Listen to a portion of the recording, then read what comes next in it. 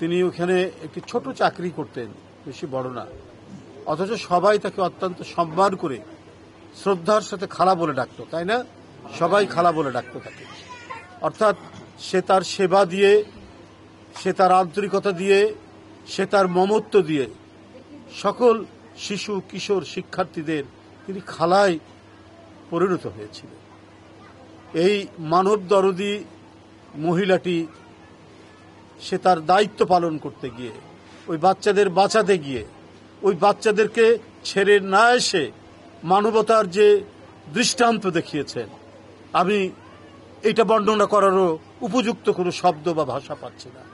আল্লাহ যেন তাকে বেহেশত নসিব করেন এবং আমাদের প্রত্যেক মানুষ যেন এই মাসুমা বেগমের মতো নিজের জীবন উৎসর্গ করে মানুষকে বাঁচানো, বাচ্চাদের বাঁচানো, ছাত্রছাত্রীদের বাঁচানোর যে মহান দায়িত্ব পালন করেছে, আমরা যেন তার এই জীবন দেওয়ার মধ্যে দিয়ে, তার এই মহৎ মানবতাবাদী কাজের মধ্যে দিয়ে আমরা যেন শিক্ষা গ্রহণ করি।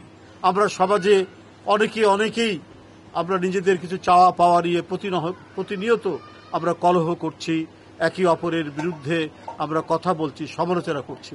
কিন্তু এই সমস্ত দৃষ্টান্ত আমরা যদি দেখি, মাহরিন চৌধুরী, মাসুমা বেগম একজন হচ্ছেন তিনি শিক্ষক, আরেকজন এই শিক্ষক ছাত্রদেরকে সেবা দিতেন। তা কিন্তু তাদের দুজনেরই জীবন দেওয়া, তাদের দুজনেরই যে মহৎ কাজের মধ্যে দিয়ে জীবন উৎসর্গ করা, এত বড় কাজ পৃথিবীতে আর হতে পারে না।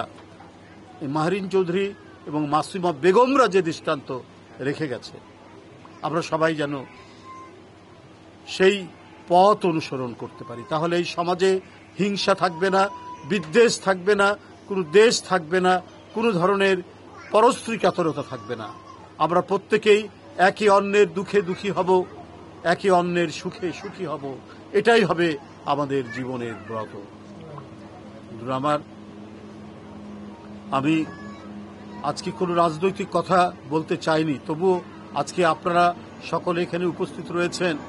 আজকে যে বাড়িটিতে এসছি, এই বাড়িটিতে শোক জানানো, সমবেদনা জানানোই আমাদের হচ্ছে মূল দায়িত্ব।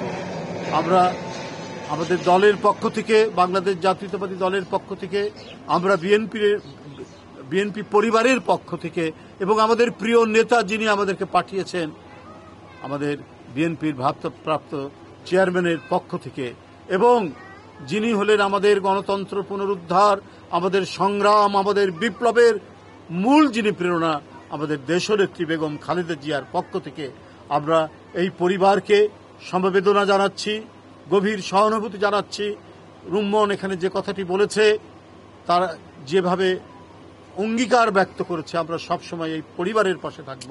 আমরা নিশ্চয়ই সেই দায়িত্ব পালন করে যাব।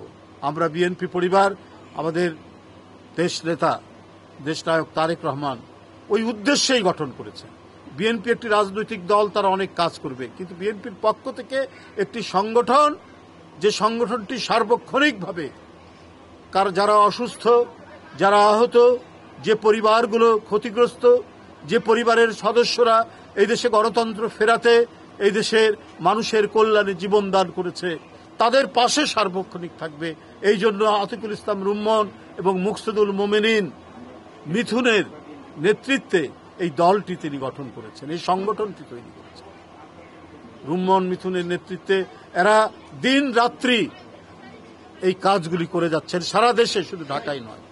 এটা তারেক রহমান সাহেব, বিএনপির ভারপ্রাপ্ত চেয়ারম্যান, এটা বিশেষভাবে তাদেরকে দায়িত্ব দিয়ে এই কাজটি করেছেন। আজকেও আমরা তাদের নেতৃত্বে এখানে ছুটে এসেছি এই পরিবারের সাথে সাক্ষাৎ করার জন্য।